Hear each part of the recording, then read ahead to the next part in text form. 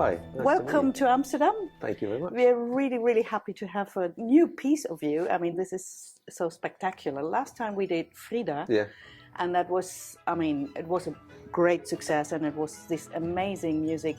I think, for me personally, you were somehow totally in the world of, you know, Mexico and her paintings or something. It had so many inspiring associations, but I don't know whether you planned that. But of course. Yes? I tried to get inside every piece, and obviously with her, it was all the colours and stuff in the paintings were so inspiring, getting that kind of colour into the scores. And how did you do this time? Not so with the Lady Macbeth, not so much colour. Still exciting, but very dark. Yeah, it's a completely different. How did you? I mean, it's Shakespeare, and now you have to do it without words.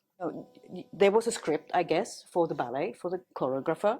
You wrote your piece, or did you first discuss how dark the scenes should be? Or?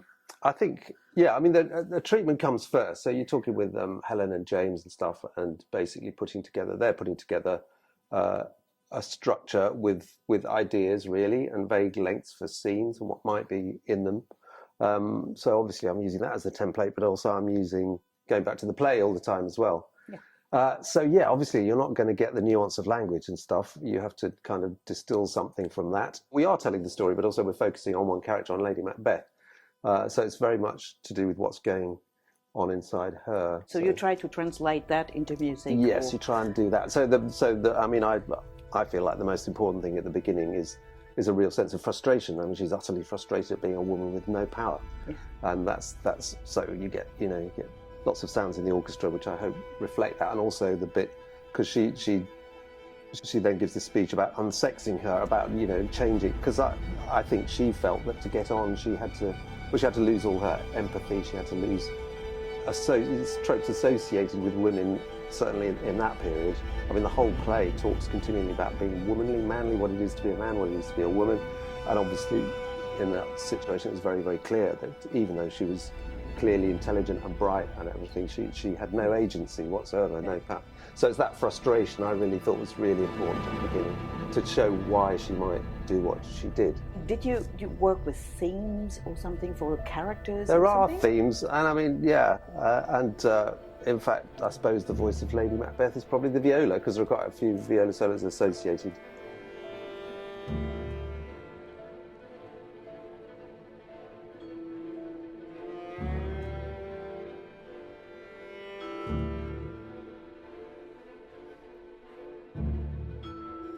So it goes from a kind of, again, this kind of frustrated kind of need at the beginning for things to change, and then at the end it ends up sort of screaming.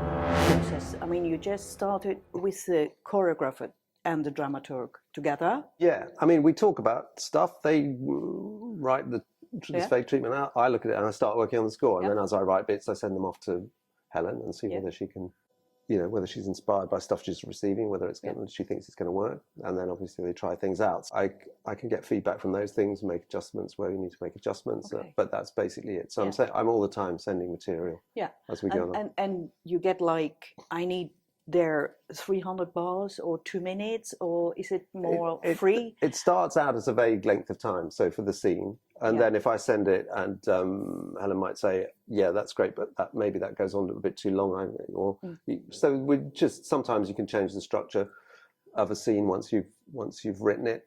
Other times there'll just be slight things like a couple of seconds shorter or a couple of seconds longer.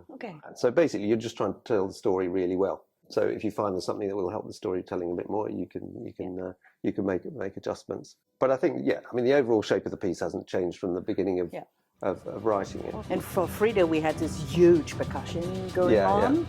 Is that here as well? There's less live percussion, but there's quite a lot of electronic percussion. So it's, as I say, it's a dark piece, but it's a very exciting piece. And I felt and found that using electronic sound was quite important for this one, just because psychologically it's in a different place from Frida, really. It is dark and dramatic. And the dancers, they worked with a MIDI file, or how did they work? Yeah, I make up a mock-up of what it's going to sound like. And I hope it's pretty close to how it will be.